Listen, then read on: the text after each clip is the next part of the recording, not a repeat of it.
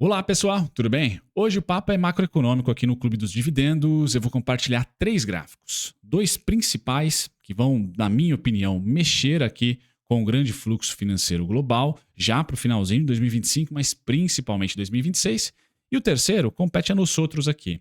O intuito desse vídeo, pessoal, é atingir você, que além de holder, investidor de longo prazo, carteira de dividendos, como eu tenho, por exemplo, para viver ali da rentabilidade, pelo menos a gente sonha com isso, você também tem uma caixinha para as alocações táticas, alocações temáticas que não são ali para a previdência, mas podem ter ali um percurso de 2 anos, 1 ano e meio, talvez até 12 meses, para você rentabilizar acima do CDI e do IMAB.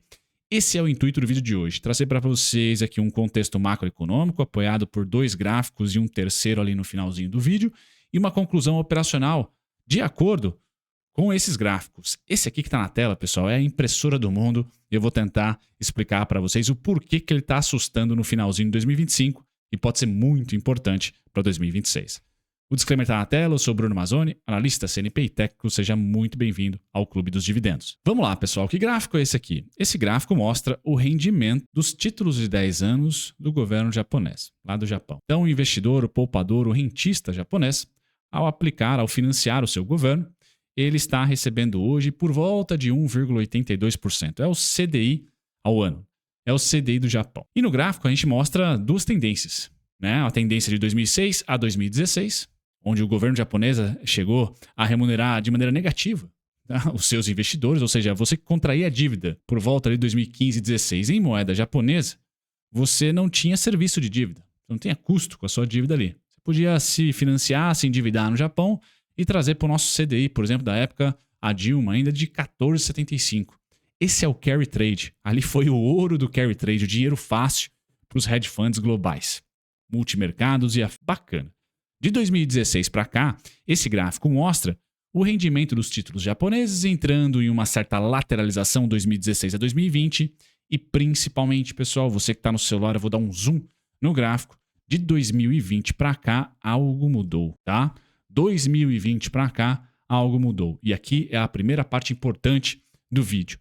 Os títulos, a impressora do mundo que eu digo, é o dinheiro vai para o Japão, vira dívida, bom, eu contraio uma dívida no Japão, pego essa grana e trago para o México, para o Brasil, onde tem juro real. E eu ganho no carry, no carrego. Eu me endivido a 0 nada por ano e aplico a, se for no Brasil, 14,90% é o nosso CDI hoje. Pois bem, essa impressora, tá, essa nave-mãe do dinheiro, da liquidez, do crédito global, ela está ficando mais cara. E a partir de 2020, a gente conseguiu enxergar esse encarecimento. Só que, pessoal, não foi ali vertiginoso, foi a conta-gotas. 2021, 22, 23, até a gente chegar em 2023 e meio, 2024. Algo mudou de novo. Essa impressora, essa máquina de crédito global, teve um salto salgado. Você pode dizer, Brunão, poxa, a vida saltou de 0,40% para 0,90%, o que em termos de base percentual dobrou. Mais que em nominal, poxa, a vida do Japão ali pagando 1% ao ano para os seus poupadores, enquanto o Brasil nessa época aí já estava ali perto dos 15 de novo. Então, vejam só, né, 2 moedas, 2 mundos totalmente diferentes. Tá? Mas a tendência é o que importa. Então, aquele hedge fund que olhava com certa facilidade, a visibilidade de me financio a um custo bem pequeno, bem menor do que o que eu vou aplicar, começou a ver o negócio abrir. E todo mundo que tentava comprar o iene tomava ferro, porque ele se desvalorizava frente ao real, frente ao dólar, frente ao euro. Bacana. Onde estamos hoje, pessoal? Eu sei que ao 1,82% de rendimento, você vai falar, putz, Brunão, tá ainda bacana pra caramba. Tô me endividando a 1,82, trazendo pro Brasil e rendendo 14,90. Show de bola. Tá? Ainda tenho 2 dígitos e 1% ao mês garantido de rendimento nesse carrego, nesse carry trade. Verdade, sem dúvida nenhuma. Porém, pessoal, a tendência é o que importa. E a tendência de 2020 pra cá é o Japão ficar cada vez menos atrativo para esse tal carry trade. Então, o que pode assustar os investidores para 2026? Vamos supor, a nova ministra que foi eleita acelere o fiscal e a gente continue a ver essa abertura até ela ser o suficiente para ultrapassar, por exemplo, o Fed Fund. Hoje o Fed Fund, o juro americano está em 4 ali, 3,75, 3,50, 3,25. indo para os seus 3%.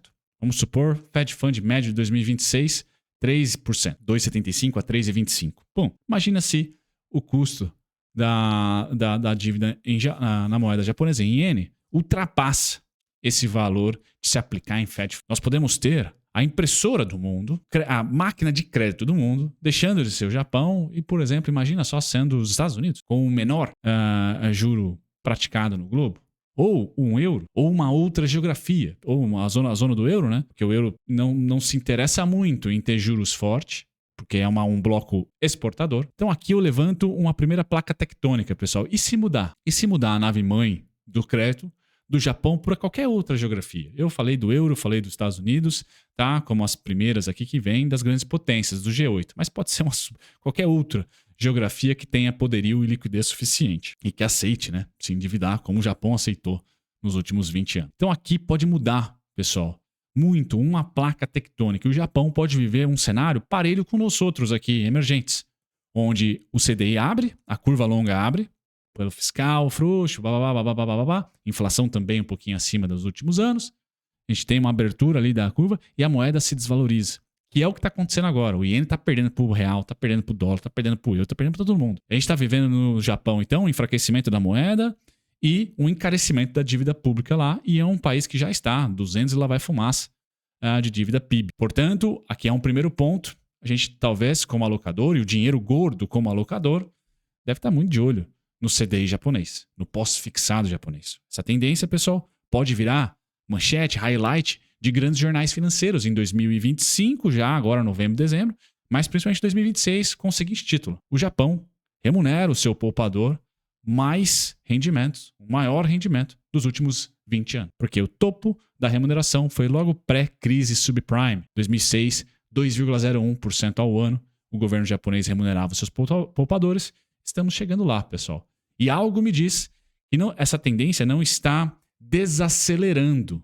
Ela está acelerando, já após eleições da primeira-ministra, que teve uma plataforma, tá, expansionista. E é o que a gente está vivendo no mundo inteiro, né? Direita e esquerda são expansionistas, talvez o Milei esteja sozinho nessa parte de contração fiscal. Então, olhar para esse gráfico, pessoal, ele pode assustar, pode motivar o grande dinheiro, e aí, de repente, ETFs que alocam em pós-fixado japonês, que esse cara aqui está subindo. Agora, o segundo gráfico que pode assustar. Esse para grafista já assustou. Mas grafista, pessoal, eu sou o CNPI técnico, vamos lá, a gente, né, mais erra do que acerta. Então, será que linha de tendências importam? Bom, esse é um gráfico, pessoal, que na minha opinião é menos importante do que o primeiro. O Japão perdendo o status de impressora de crédito global pode mudar muito, tá? Mudar muito o fluxo global, tá? Principalmente para o próprio Japão. E pode reverberar para nós, brasileiros, sem dúvida nenhuma, tá?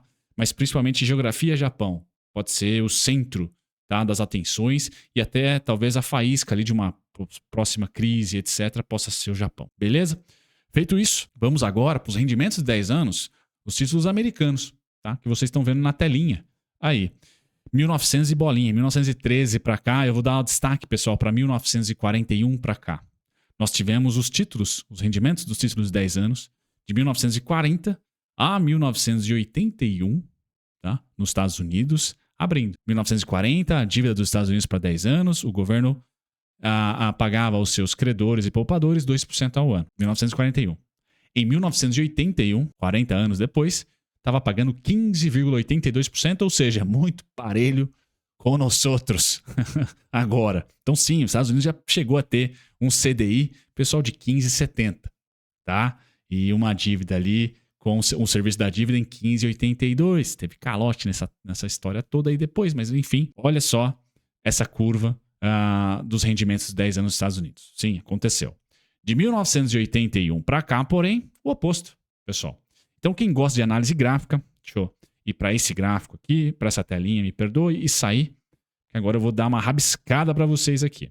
Quem gosta de análise gráfica, pessoal, pode enxergar, ou pelo menos deve enxergar aqui, uma linha de tendência de alta para os títulos, para os rendimentos de títulos de 10 anos. Foi lá de 1950, pós-guerra, até, vamos ver aqui, até 1990, aproximadamente. Até 1988, 1990. O que os Estados Unidos aqui fez? tá? O Paul Volcker, em 1970, ali na década de 70 para 80, mais ou menos aqui, tá? Ele começou a subir bastante os juros. A dívida PIB americana naquela época era pequena, então ele podia, tá? Subiu os juros, bom, fechou a curva, matou a inflação. E aí matou a inflação, juros para baixo, curva para baixo. Legal. Hoje não é mais possível ser Paul Volcker, tá? Por quê? Os Estados Unidos já está acima, cento e tantos por cento do PIB, tá?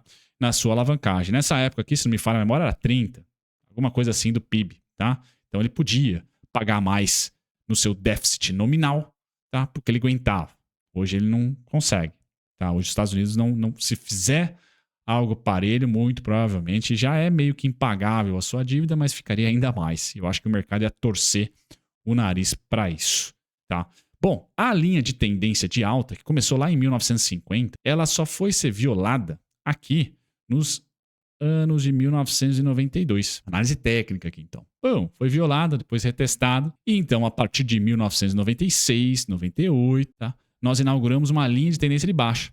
Ou seja, o governo americano pagando cada vez menos para o seu poupador, tá? Cada vez menos para o seu poupador, tá? Ou seja, foi um período bom para os bonds, né? Para os títulos, porque se o rendimento cai, o valor de face do título sobe, aquela coisa bonita que vocês manjam de renda fixa, tá? Se vocês não entenderem muito bem, eu deixo na descrição um vídeo tutorial que eu tenho aqui. Bom, feito isso, pessoal, de 1992, 94 até 2022, 2021, 2022, nós tivemos essa linha de tendência de baixa intacta e maravilhosa. Análise técnica, de certa maneira, funcionando.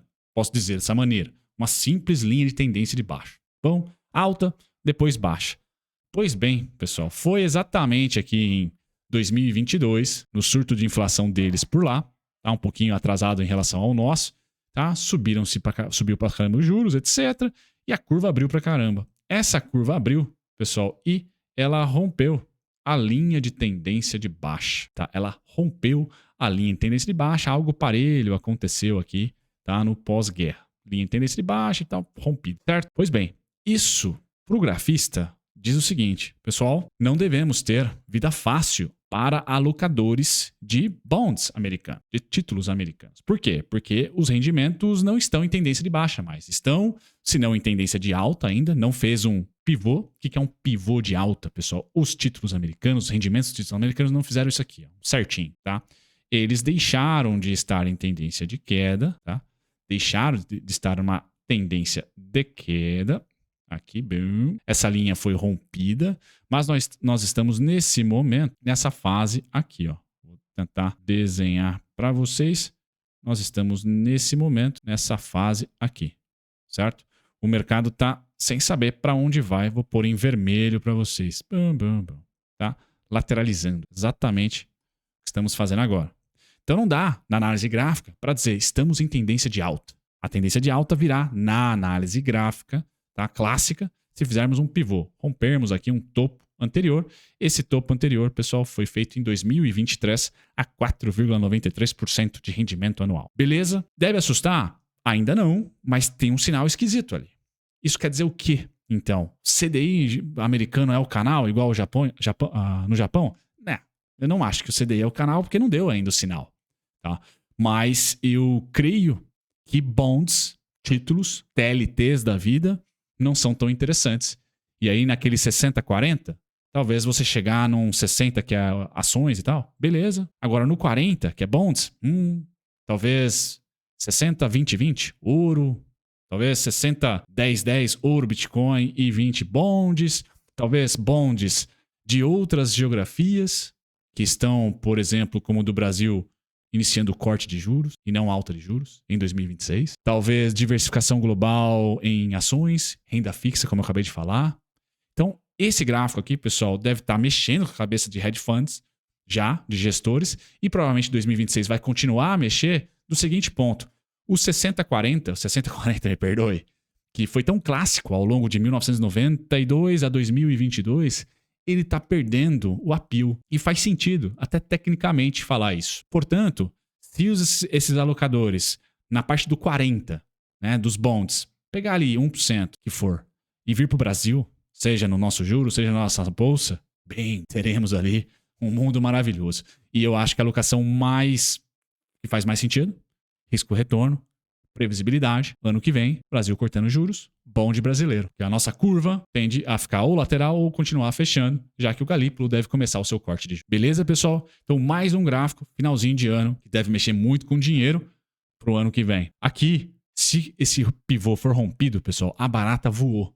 Se os títulos 10 anos fazerem isso aqui, ó, meu Deus, eu acho que só o ouro e talvez Bitcoin é que vai ter uma rentabilidade legal e muito provavelmente a gente deve ter inflação se isso acontecer.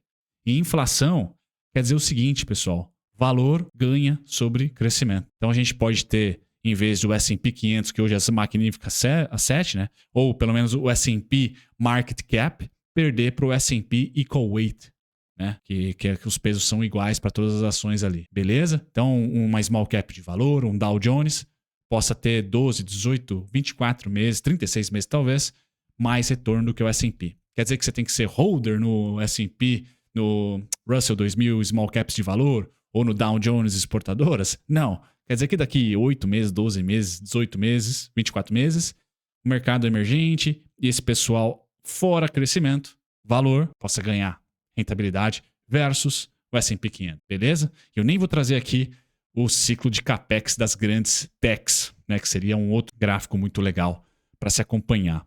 Bom, pessoal, aqui já finalizando o vídeo, tá? Eu trago para vocês o seguinte: o euro, a partir de 2020, mas principalmente pós a eleição do Donald Trump, 2025, então, tá ganhando terreno versus o dólar, tá ganhando terreno versus o iene. Então o Japão tá pagando mais pela sua dívida, tá com a sua moeda mais fraca. Os Estados Unidos não está pagando mais para sua dívida em relação a 2022, 2023, que foi pico, tá ali lateral. Os Estados Unidos está lateral na sua dívida, nem para cima nem para baixo, tá, né? Pouca volatilidade até. E o euro está ganhando terreno, mesmo com uma taxa de juros com cortes mais cedo. Isso também é um movimento, pessoal. A Europa está se fortalecendo na moeda, mas é um bloco exportador.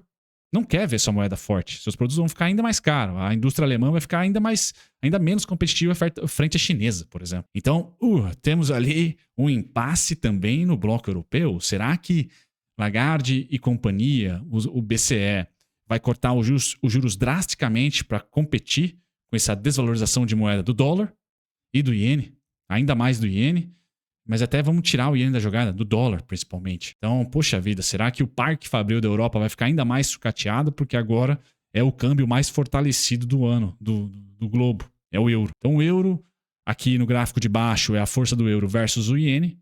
O euro ganha força versus o iene desde 2012, tá? E o euro começou a ganhar força frente ao dólar. O euro começou a ganhar força frente ao dólar em tendência, pessoal, tendência, tá? A partir de 2025. Por quê? Porque nós tínhamos o mesmo tipo de análise, pessoal. Linha de tendência de baixo.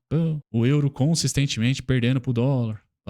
E, cortou. Então, se esse cara, euro, fizer o pivô de alta, vocês estão craques, tá? Fizer esse movimento aqui, romper essa máxima anterior, temos, pessoal, o euro em tendência de alta. Então, os aplicadores de Forex, né, divisas, euro-dólar, vai ser uma compra ao longo dos próximos 12, 18, 24 meses. Não quer dizer que vai ser uma compra holder, previdência, mas taticamente o dinheiro pode decolar para lá, tá? E com isso, pessoal, eu fecho a parte das placas tectônicas e vamos agora para o Tupiniquim, Brazuca aqui, tá?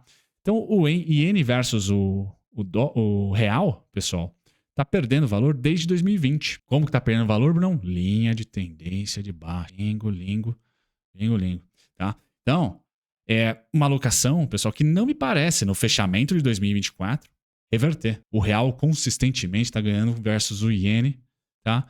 E o real começou recentemente a ganhar versus o dólar, talvez não, versus o euro, tá? Vamos ver o sinal do dólar nos títulos de 10 anos? Sim. Vamos ver o sinal aqui do Brasil ano que vem, se vamos ter uma desaceleração mais forte ou não da economia. Mas esses gráficos, pessoal, acho que são muito legais para nós outros aqui tentarmos enxergar onde estão as próximas oportunidades, tá? Onde podem estar as próximas oportunidades, tá? E com isso, eu concluo aqui, tá? Setores e geografias beneficiadas, exportadores norte-americanos, né? O dólar talvez pode ficar mais fraco se aquele pivô lá acontecer e o dólar continuar se enfraquecendo. DXY, Estados Unidos e Japão vivem um cenário meio emergente. Abertura de curva de juros no Japão, lateralização de uma curva de juros chata para os Estados Unidos, ainda não é a abertura. Então, os Estados Unidos não vive um cenário de emergente, mas o Japão sim. Abertura de curva de juros, enfraquecimento da moeda. Nos Estados Unidos é curva de juros lateral, enfraquecimento da moeda. Ainda não perdeu o pilar da curva de juros. Se os Estados Unidos conseguir trazer essa curva de juros para baixo, grande beneficiado, tá? Sem a menor dúvida, porque a sua moeda desvalorizar é legal para os exportadores, é tema, é pauta de Donald Trump, tá? E mesmo a moeda se desvalorizando, eles não vão ter que pagar mais juros todo ano no seu serviço de dívida, que é um dos tendões de Aquiles ali, ou o tendão de Aquiles do governo americano, tá? Outra Dow Jones Exportadoras e Russell 2000 Value Small Caps, tá? Eu acho que serão bastante beneficiadas ali. Nós temos o CDI japonês, como eu falei, tá? Domésticas brasileiras, porque real forte, inflação com menor pressão, porque o real tá forte, corte de juros 2026, isso também impacta. Índice de consumo e varejo, small caps não subiram muito de 2022 para cá, 2021 para cá, 2020 para cá. Então é muito importante colocar isso no radar. Commodities e bonds, pessoal, podem ter mais um ano de marasmo ano que vem. Pode ter mais um ano de marasmo, tá? Pode sim ter mais um ano de marasmo. Então, talvez aqui são duas classes, pessoal, que a gente tem que ser bem, assim, diligente, tá? Commodities, talvez commodities de consumo, como proteína, pô, legal. Mas de infraestrutura, talvez nem tanto, tá? Então, tem que olhar com carinho quais são as teses dentro das commodities que valem a pena. Não é commodities como um todo, seria a minha opinião. E os bonds também. No Brasil, eu acho que você pode ter um sucesso bem grande. Já na gringa, talvez o CDI seja melhor. Tá? Sempre tem um se.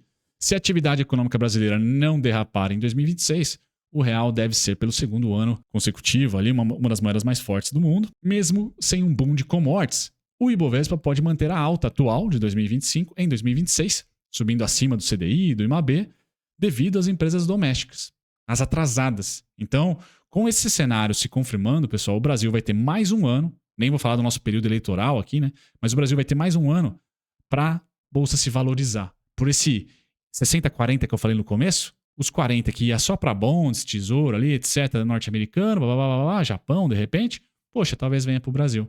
E 1% desse dinheiro já faz uma diferença enorme. Pessoal. Legal? Bom, o tema de hoje ele é muito complexo muitas vezes. E ele é, sim, muito legal de se falar, mas pode ser complexo. Pessoal, eu fecho o vídeo fazendo um convite para todos.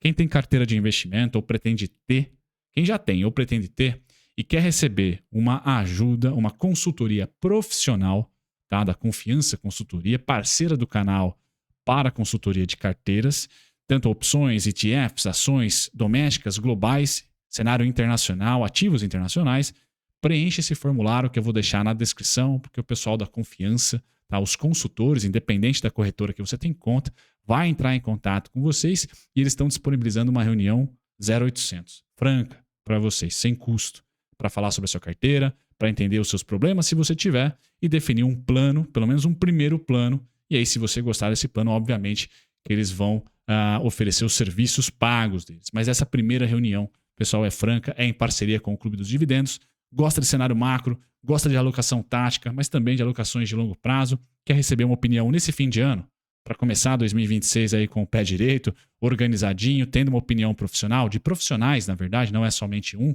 Provavelmente o Victor vai entrar em contato com vocês, mas tem outros 2 sócios lá da Confiança.